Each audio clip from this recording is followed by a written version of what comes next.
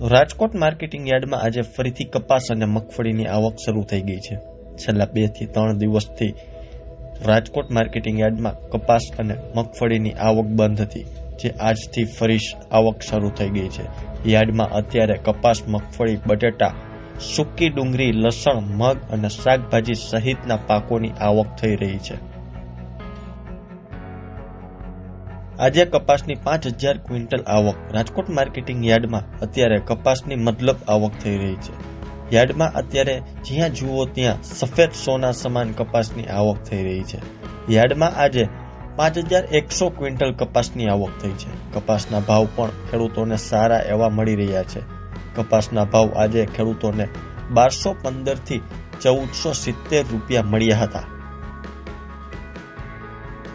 ઝીણી અને જાડી મગફળીની આવક માર્કેટિંગ યાર્ડમાં આજે ઝીણી અને જાડી મગફળીની આવક થઈ રહી છે। યાર્ડમાં આજે 3000 થી વધુ ક્વિન્ટલની આવક થઈ છે। જાડી મગફળીની આવક 2520 ક્વિન્ટલ થઈ છે। જાડી મગફળીનો ભાવ 1100 થી 1400 રૂપિયા ભાવ મળ્યો રહ્યો હતો। ઝીણી મગફળીની આવક 1680 ક્વિન્ટલ આવક થઈ રહી છે, જ્યારે ઝીણી મગફળીનો ભાવ 1080 થી 1310 રૂપિયા ભાવ બોલાયો હતો।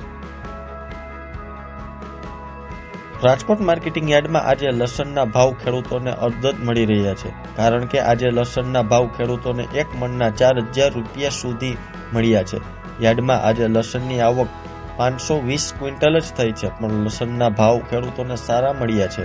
યાર્ડમાં 1 મણ લસણના 2790 થી 4170 રૂપિયા મળ્યા હતા, જેથી ખેડૂતોમાં ખુશીની લહેર જોવા મળી રહી છે।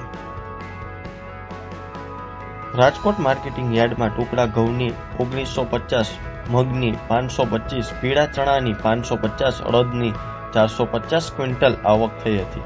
આ સાથે જ શાકભાજીની આવક પણ થઈ રહી છે।